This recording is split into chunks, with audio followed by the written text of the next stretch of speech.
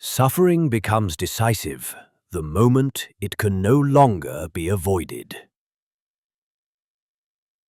Welcome to another story in the series From Wonder to Power, The Journey of Thought. Today I want to show you how philosophy turns back toward the world, not to escape fear, but to face it without flinching. After Epicurus, peace has been found by narrowing desire and withdrawing from danger. The Stoics look at the same world and draw a harsher conclusion. Loss will come. Illness will come. Exile, injustice, and death will come. No garden can fully protect a human life. The question is no longer how to remove pain, but how to live so that pain does not rule the soul. Stoic philosophy begins from acceptance, not comfort.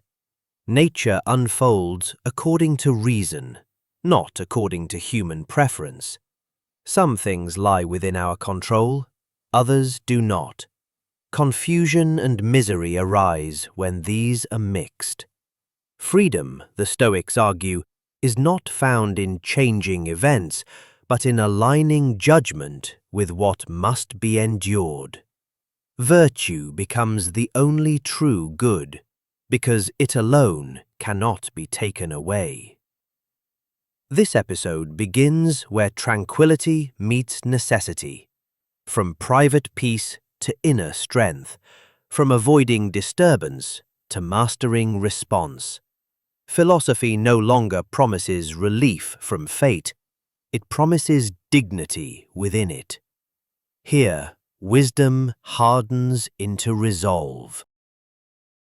Before the sun rises above the tiled roofs, Lucius stands in the courtyard and waits for the city to wake. The air is cool, and for a moment the world feels orderly. He knows this will pass. By midday, a shipment may fail, a magistrate may reverse a ruling, a rumor may damage a reputation built over years. None of this surprises him anymore. What has changed is how he meets it. Each morning begins with a quiet sorting. What depends on him and what does not? In the Stoic school, reason is not praised as cleverness, but trained as orientation. Lucius is taught that the world unfolds according to its own order, indifferent to preference or protest. Events follow causes beyond his reach. To fight this is not courage, but confusion. Reason shows him where his power truly lies, not in outcomes, but in judgment, intention, and choice. When anger rises, he pauses and asks whether the harm lies in the event or in his interpretation of it. The event remains external. The disturbance is optional. This discipline shapes ordinary life. When an apprentice makes a costly mistake, Lucius corrects him without humiliation. Rage would only add disorder to disorder. When illness interrupts his plans, he adjusts without complaint, because reason reminds him that the body is part of nature, not its ruler. Even pleasure is handled carefully, not rejected, but weighed. What can be lost easily is held lightly. What cannot be taken away, virtue itself, becomes the center. Others mistake this for coldness. Lucius feels emotion fully, but he does not obey it. Joy, grief, desire, and fear appear as signals, not commands. Reason translates them into action or restraint. To live according to nature is not to surrender to impulse, but to align the inner life with the structure of reality. A fig falls when it ripens. A person suffers when he demands that the world bend to him. Seen from above, the Stoic shift becomes clear. Ethics is no longer a search for comfort, but for coherence. Virtue is rational harmony between human judgment and the order of the cosmos. Freedom is not control over events, but independence from their power to disturb the soul. As the city finally stirs, Lucius opens the gate and steps into the noise. Nothing outside has changed. Inside, everything has. By mid-morning, the workshop is already tense. A customer has raised his voice, accusing Gaius of delay and dishonesty. The words are sharp, public, meant to wound. Gaius feels the familiar surge rise in his chest, heat in the face, tightness in the jaw. Anger arrives as something immediate and physical, as if imposed from the outside. For years, he has believed this is simply what happens when a man is wronged, you see. Under Stoic instruction, he learns to pause inside that moment. The sensation remains, but its authority weakens. What the school teaches him feels unsettling at first. Emotions are not forces that strike the soul. They are judgments the soul makes about events. Anger is the belief that an injustice has occurred and must be punished. Fear is the belief that something bad is coming and cannot be endured. Grief is the belief that a loss has destroyed what was necessary for a good life. Each emotion hides a claim about reality, and each claim can be examined. Gaius begins to test this quietly. The accusation has not harmed his character. The delay has not made him unjust. The customer's opinion does not touch what lies within his control. When he revises the judgment, the emotion loosens. It does not disappear at once, but it no longer commands action. He answers calmly, explains the delay, accepts what must be accepted. The workshop settles. Order returns, not through dominance, but through clarity. This discipline extends beyond conflict. When pleasure promises more than it can deliver, Gaius reminds himself that delight is a sensation, not a good in itself. When sorrow follows loss, he allows the pain without adding the belief that life is now ruined. Stoicism does not demand the absence of feeling. It demands refusal to treat feeling as truth. Reason stands between impression and assent, deciding what deserves belief. Seen from above, the ethical shift is clear. By redefining emotions as errors of judgment, Stoicism moves responsibility inward. Suffering becomes less a blow from the world and more a habit of interpretation. Pain remains, but it does not become chaos. The wise person is not unfeeling, but unenslaved. As evening approaches, Gaius leaves the workshop without replaying the morning in his mind. The incident has passed. Nothing clings. For the Stoic, this is not indifference. It is accuracy. As the verdict is announced, Helena keeps her gaze steady. The judgment goes against her family. Property is lost. Influence shrinks. Months of careful effort dissolve in a few spoken lines. Around her, reactions come fast. Voices rise, faces tighten with anger or fear. Helena feels the first pull of the same impulse, the sense that something essential has been taken. Then she pauses to examine the thought before accepting it. In the Stoic view, good and bad are not handed out by fortune. Wealth, health, reputation, and power belong to what may be used well or badly, but are not good in themselves. Virtue alone holds that status. To act with reason, justice, courage, and self-command is the only condition that cannot be damaged by events. Everything else lies open to chance. Helena tests this against the moment. Her honesty remains intact. Her judgment remains free. Her character has not been seized along with her property. This distinction reshapes loss. Pain remains, but despair finds no ground.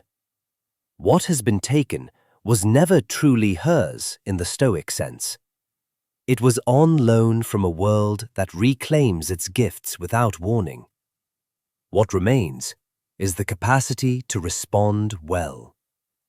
When Helena leaves the court, she does so without bitterness. Bitterness would be a second defeat, chosen rather than imposed. In daily life, this hierarchy of value guides small choices as much as great ones. She chooses truth over advantage, even when deception would pay. She accepts hardship without humiliation, because endurance strengthens rather than diminishes her. When praise comes, she receives it lightly, knowing that approval and blame both lie outside her control. Virtue becomes a fixed point, unmoved by events. Seen from above, the claim is radical. By naming virtue as the only true good, Stoicism separates happiness from success and anchors it in moral integrity. Freedom is no longer hostage to fortune. The wise person cannot be made miserable by loss, only by abandoning reason. As Helena returns home, the house feels emptier. She does not. What matters has not been taken. At the harbor, as ships unload grain and strangers speak in accents Marcus cannot place, the city feels wider than its walls. Traders from Syria argue with clerks from Rhodes. A freedman delivers messages for a Roman official. A slave from Thrace waits silently, watching. In this mixture of ranks and origins, familiar lines still organize the scene. Citizen and foreigner, free and unfree, useful and disposable. Marcus has learned these divisions since childhood, and they have guided his judgment without much thought. Stoic teaching unsettles this order. Marcus learns that reason does not belong to one city or one people. It belongs to all who can judge, choose, and understand. If reason defines human nature, then moral worth cannot depend on birth, status, or law. The true city is not bounded by walls. It is the cosmos itself, ordered by shared rationality rather than decree. To live according to nature is to recognize every rational being as a fellow citizen, regardless of place or rank. This insight shifts ordinary encounters. Marcus listens more carefully to those he once dismissed. He corrects a slave without cruelty, aware that authority does not erase common humanity. With foreigners, difference no longer signals inferiority. Obligation stretches outward, not through sentiment, but through consistency. If virtue is the same everywhere, justice cannot stop at a border without contradicting itself. Local loyalties do not vanish. Marcus still serves his city, honors its laws, and fulfills his duties. Stoicism does not demand withdrawal from civic life, it places it in proportion. The city becomes one circle of responsibility within a larger whole. When law clashes with reason, conscience takes priority. When custom conflicts with justice, custom must answer to reason, not the other way around. Seen from above, the transformation is quiet but decisive. Stoic cosmopolitanism expands ethics from tribe to humanity. Moral life stops being local by default and becomes universal by principle. In an age of empires and displacement, this vision weakens hierarchy without calling for rebellion. As Marcus leaves the harbor, the crowd looks the same, yet it no longer appears as a set of categories. It appears as a community of reason, unevenly expressed, but fundamentally shared. By the end of this episode, freedom no longer looks like safety or calm. It looks like integrity under pressure. What the Stoics gain is inner sovereignty. By locating good and evil in judgment rather than events, they break the grip of fortune. Loss, insult, illness, exile all remain real, but they lose the power to command the soul. Virtue becomes sufficient. Reason becomes refuge. Freedom appears not as control over life, but as consent to what must happen without surrendering oneself. What is lost is softness. Stoic strength risks hardness if vigilance turns into rigidity. Compassion can thin if misread as weakness. The discipline that protects dignity can, if mishandled, distance the soul from its own vulnerability. The Stoics know this danger and insist on care, but the edge remains. With this turn, philosophy meets a world it cannot fix and refuses to flee.